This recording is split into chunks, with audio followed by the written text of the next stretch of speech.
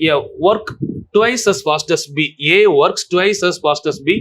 Okay. A என்பவர் B ஐ விட 2 மடங்கு திறமையானவர். If B can complete a work in 12 days independently, the number of days which A and B together can finish the work கேக்குறாங்க. A என்பவர் B ஐ விட 2 மடங்கு திறமையானவர். Okay. பாருங்க AB. இவர் 2 bike பண்ணாருன்னா இவர் 1 பைக் பண்ணுவாரு. 2 மடங்கு திறமையானவர். பி என்பவர் ஒரு வேலையை 12 நாள்ல முடிக்கிறாரு. இப்ப பாருங்களேன், இது எஃபிஷியன்சின்னு எடுத்தோம்னா இது எஃபிஷியன்சி. அப்ப டேஸ் எப்படி இருக்கும்னு பாருங்க, 1x 2x. சரிங்களா? இதுல யாரு சொல்றாங்க? பி என்பவர் ஒரு வேலையை 12 நாள்ல முடிக்கிறாரா? 2x 12 நாள்ல முடிச்சா 1x 6 நாள்ல முடிப்பாங்க. கரெக்டா? 2x 12 நாள்னா 1x 6 நாள்ல முடிப்பாங்க.